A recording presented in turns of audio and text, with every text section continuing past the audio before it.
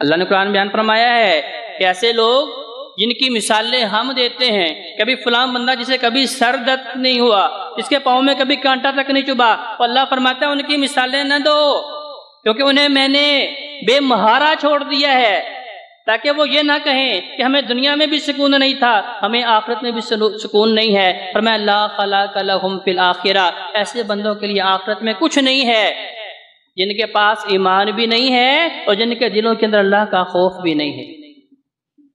تو ویسے تو اللہ کا الحاکمین نے قرآن مجید میں بڑے گناہوں کا تذکرہ کیا، لیکن صرف 2 گناہوں کا ذکر ہم کریں گے جو ہمارے معاشرے کا ناسور بن چکے ہیں۔ ان میں سے پہلا گناہ پر جو قوم شعیب کے اندر تھا، کیسا معاشرتی گناہ، 2 ایسے معاشرتی گناہوں کا ذکر کریں گے جو معاشرے کا بگاڑ کا سبب بننے والے ہیں۔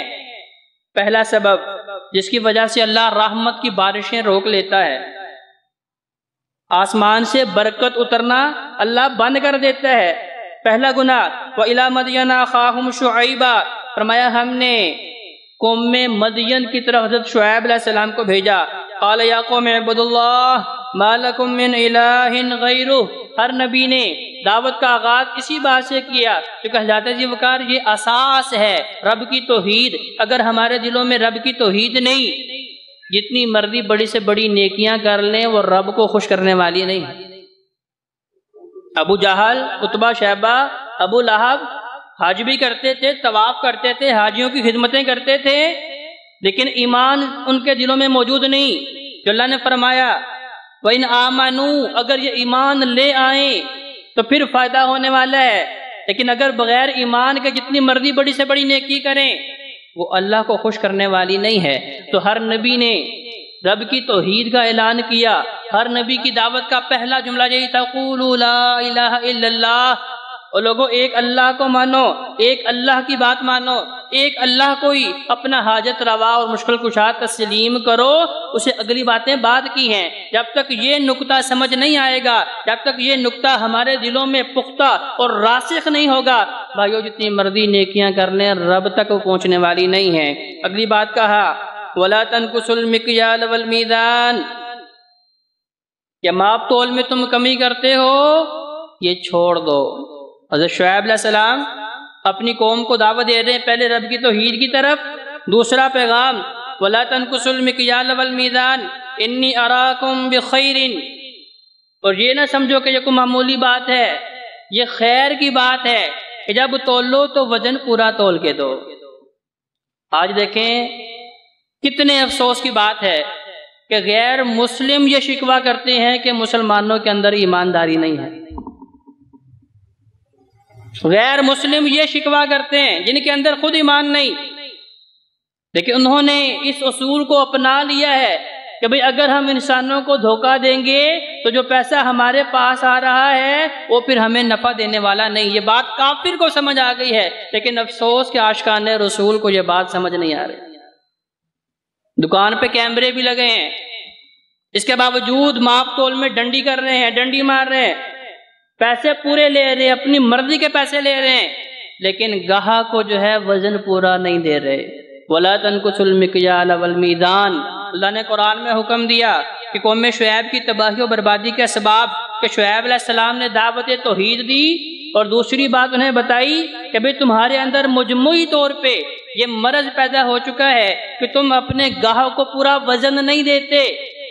تو میرے وہ بھائی جو اپنی دکان پہ بیٹھ کے مختلف حربے استعمال کرتے ہیں، اب مجھے حربے بتانے کی تو ضرورت نہیں، کیونکہ انہیں پتا ہے کہ اللہ دیکھنے والا ہے۔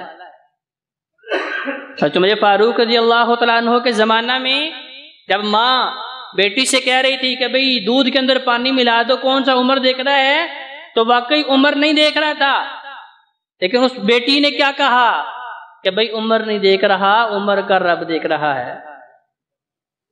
جب صحابہ کرام نے، صحابیات نے یہ ایمان اپنے اندر پیدا کر لیا، یہ پہلی شرط تھی جو اللہ نے قرآن میں بتائی کہ اگر یہ بستی والے اپنے اندر ایمان پیدا کر لیں، واتقوا، دوسری خوبی اپنے دلوں میں اللہ کا خوف بھی پیدا کر لیں۔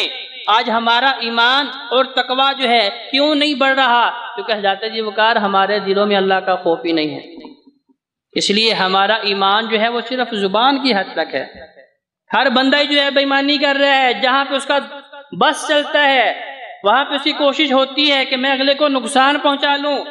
اور بھائیو، اس ایک ایک ذرے کے بارے میں جو آپ نے جس کے پیسے وصول کر لیے ہیں اور آپ نے ناحق طریقے سے دھوکہ دے کے اس کو اپنے پاس رکھ لیا ہے، قیامت کے دن آپ کی گردن کا جو ہے وہ توق بن جائے گا، جہنم کے انگارے بن جائیں گے، اور وہ سامان چیخ چیخ کے کہے گا اللہ یہ وہ تاجر تھا، وہ کاروباری آدمی تھا جو پیسے پورے لیتا تھا لیکن وزن پورا نہیں دیتا تھا.